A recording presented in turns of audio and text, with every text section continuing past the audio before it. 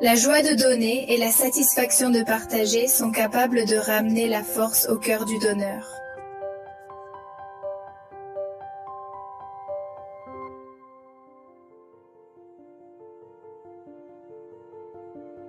C'est l'histoire de deux frères orphelins, l'un âgé de 5 et l'autre de 10 ans, qui allaient de porte en porte pour demander quelque chose à manger.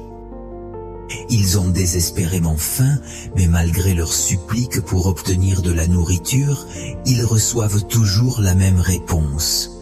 Travaillez, ne dérangez pas, rien ici pour eux. La matinée s'écoule ainsi et, à la fin, les enfants, assis sur les bancs de la place, restent frustrés et plongés dans leur tristesse. Une femme les aperçoit, les voit en larmes, prise de pitié, elle leur offre une bouteille de lait, un petit festin pour eux.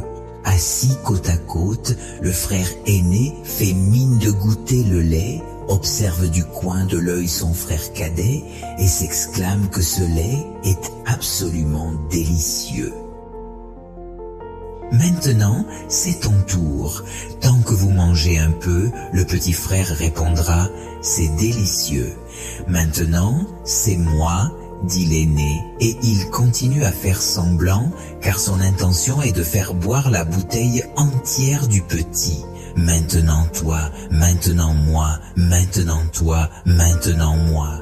La femme a regardé cette scène en larmes. Je ne peux pas croire ce qu'il voit.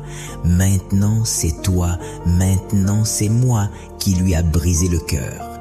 Il ne pouvait pas croire que son frère aîné avait abandonné une partie et l'avait donnée à son jeune frère.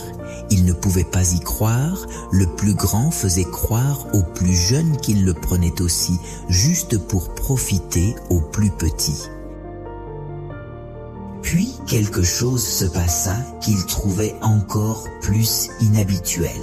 Soudain, le patron commença à chanter, à danser et à jouer au football avec un biberon vide.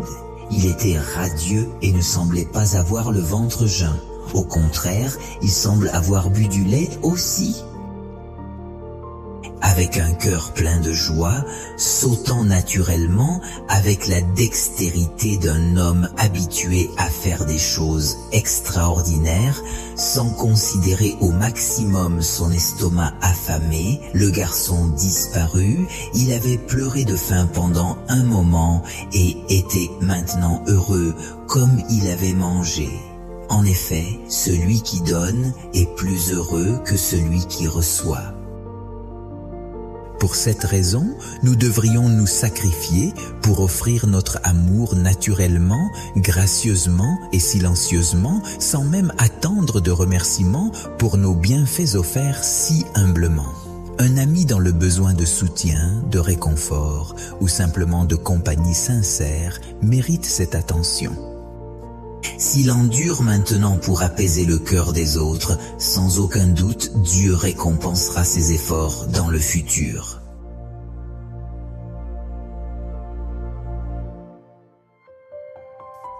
Heureux ceux qui souffrent de famine, car vous serez purifiés. Heureux ceux qui pleurent, parce que la moquerie cédera place à Luc 621.